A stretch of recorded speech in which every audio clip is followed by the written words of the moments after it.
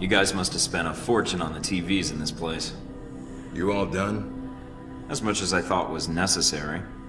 I have to admit I was worried whether we'd be able to keep you here after you woke up in medical.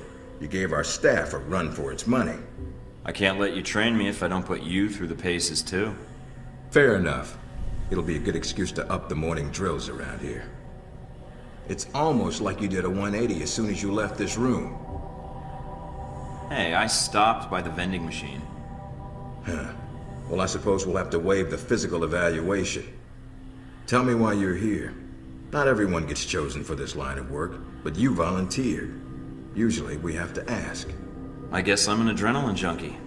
And the women, of course. I'm not sure we need a cowboy. You need someone, or I wouldn't be here. What makes you think you're ready? Because I tell you, we get a lot of recruits in here, and you're not convincing me. My opinion isn't important. Yours is. Not out in the field, and not when you're dealing directly with others. Then your opinion is all that counts. Beyond the guns, tech, and sneaking around in the dark, there's one last part of this job that nobody else here quite gets. I'm listening. Good, because listening is a large part of it. The way you talk to people, your attitude. That's what we're going to discuss now. I'm not sure I understand. Is there something wrong with how I deal with people? No, believe it or not, you're not here because you're a people person. You're here because your psych profile says you're skilled at manipulating others. Was that a compliment? You'll see. The way you project yourself definitely affects what people think of you, and your reputation with them. What do I care what others think? You shouldn't. Having a bad or good rep with someone can actually gain you different benefits. Sometimes you want to piss someone off so they can't think straight. Other times you want to build a strong rapport with someone and talk your way out of a bad situation. All depends on your objective. This goes for your handlers as well. We're going to be sending you into a lot of dangerous places, and your only backup is going to be who you're talking to on your headset.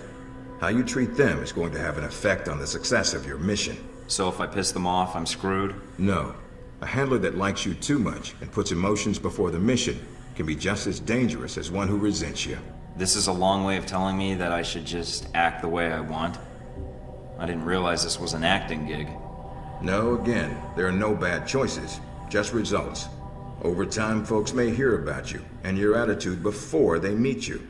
They may have a preconceived notion of how you're going to treat them, which can affect their reaction. Well, maybe they should take the time to know the real me. If only. Time's something no one seems to be able to spare, especially during a conversation. Although that can be a plus. If I need a breather to assess the situation, right? The clock doesn't stop when you're speaking to someone. So if you need to get your second win before a fight, making small talk can buy you time. But if I'm running on adrenaline, won't chatting take me off my guard? It can. So if you need to get to the point, act instead of fight.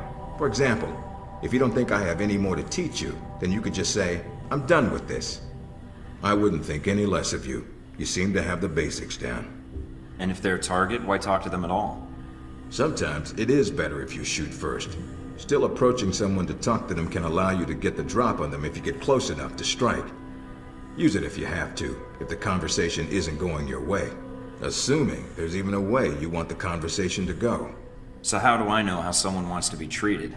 At least enough to cooperate. If that's what you want to do, pay attention to the clues in your environment.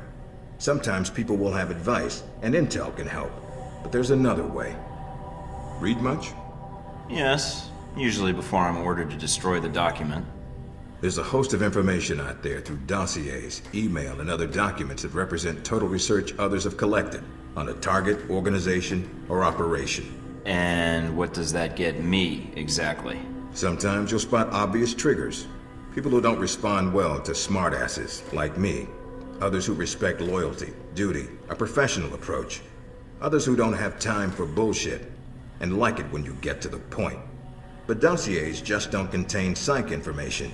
They'll usually have combat information on your target as well. What side they favor, any past injuries, common weapons or tactics they use. Some of it blunt, some of it subtle. But if push comes to shove, it can give you an edge in combat. The more you've done your homework, the more vulnerable they'll be. Makes sense to me. I'd rather get a firefight over with as quickly as possible. Amen to that.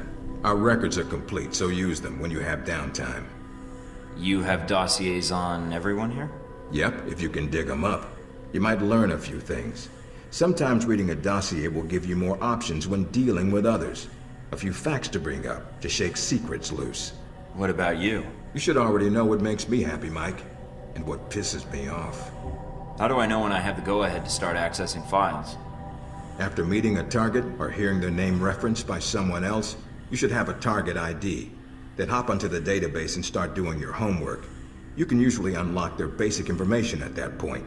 Let's start with a simple one. Al-Samad. That should be familiar to you. The terrorist group. Yes, you can research groups as well as people. It doesn't carry the same benefits, but it can provide useful intel in the field. Talking to people about others is a good way to help gain dossier information.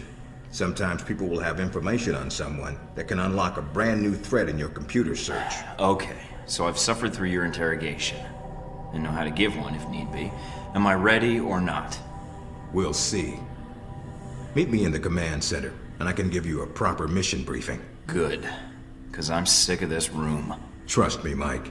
If it was up to me, you'd never see this interrogation cell again.